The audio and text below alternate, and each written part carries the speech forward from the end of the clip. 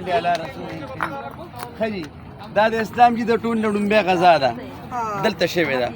په اسلام کې د ټول لومبۍ جنگ دلته شوی و. دا جنگ د اسلام د هجرت د رسول پاک مبارک نه په دویم کال شوی و چې رسول پاک سخت کال هجرت وکړ، په کال له دا جنگ وشو. او دا جنگ راغلی په روژه کې. روژه په دغه کال پر شوې وه. د دې نه مخکې په مسلمانانو باندې روژه نه وه. د جنگ بدر په کال باندې روژه په لومبي کال پر شوې وه.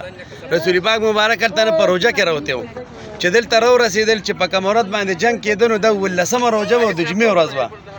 دلته دا جنگ شوی دی د جمعې په ورځ شوي، په 18مه روژه باندې شوي.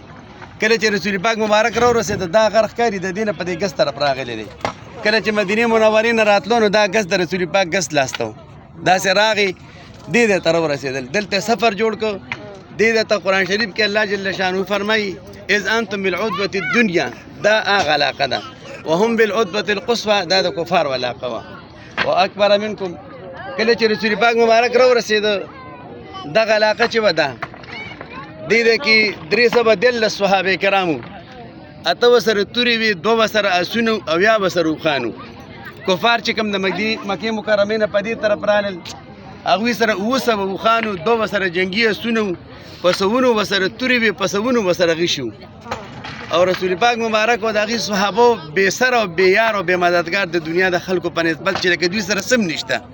کله چې هغوی رالل دلته دېره شو، دغلته سفر جوړ شو. رسول پاک مبارک صلی الله علیه وسلم د شپې په هغې کې دعا وکړه، یو څادر یې په سر مبارکو په اوږه باندې اچولی و او ډېره غټه ګواهي د دې صحابو دپاره رسول پاک مبارک په دغه شپه ورکړه چې یا الله دا زما د ژوند خواري ده او دا یو څو کسان ما دلته راوستي دي، او یا الله که تا د ما د دې ملګرو مدد ونه کړو قیامته پورې به ستا نوم څوک نه لي په دنیا کې.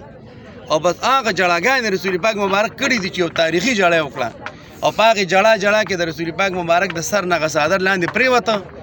ابوبکر صدیق رضی الله تعالی عنه چې شاته ورته ولاړو، راغی هغه څادر مبارک یې اوچت کړ او ویې فرمایل چې حسبک یا رسول الله، حسبک یا رسول الله، بس ته د الله رسوله ته نور مه جاړه، الله پاک به ضرور زموږ مدد کوي. ته نور جاړه، ستا جړه موږ نور نشو برداشت کولی. چې کله دا موقع نه رسول پاک مبارک فارغ شو، بس لږ وروسته راپاڅېد، د صحابو ته وفرمایل چې راشئ ما سره. ځان سره رسول پاک مبارک هغه څو یاران ځان سره کړل او راغی چې کوم ځای کې جنګ کېده نو امسا مبارک ورسره به کیر خیراخ کړه. وایي صحابو دلته به سبا جنګ کېږي، وایي دا به د جنګ میدان وي، هغوی به رانږدې کېږي، زموږ کسان به هم رانږدې کېږي، وایي دلته به جنګ کېږي.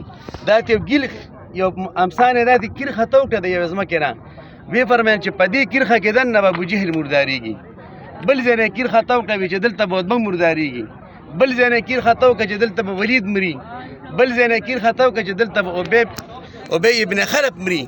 او رسول پاک مبارک صحابو ته وفرمایل چې الله پاک به زما ضرور مدد کوي، ځکه چې رسول پاک مبارک چې را روان و الله پاک به ته وفرمایل چې زما حبیبه دوه کسان دي، یو د ابو سفیان د تجارت قافله ده او یو د ابو سفیان، یو د ابو جهل د جنگ لښکر دی. ته چې کم یو سره مقابله کې ده به تاله فتح در کوم، یو پکې ته خوښ که. نو رسول پاک چې مبارک چې صحابو سره مشوره وکړه نو هغوی د ابو جهل لښکر خوښ کړه چې دوی سره مقابله کړو. نو ولې چونکې هغه سره وعده شوې وه چې الله پاک به ستا مدد کوي. نو چې کله سار شو مسلمانان راووتل میدان کې، رسول پاک مبارک د رسول پاک مبارک په ژوند کې دا د ټولو لومبی جنګ دی، د اسلام هم لومبی جنګ دی. او رسول پاک د نبوت نه مخکې هم چا سره جنګ جګړې نه وې کړی، هغه ژوند د جنګ جګړو نو، دا د هغه د زندګۍ هم لومبی جنګ و. صفونه ودرول او په دې ځای کې چې ودرېده هغې طرف ته کفار ودرېدل او ترتیب د هغه زمانې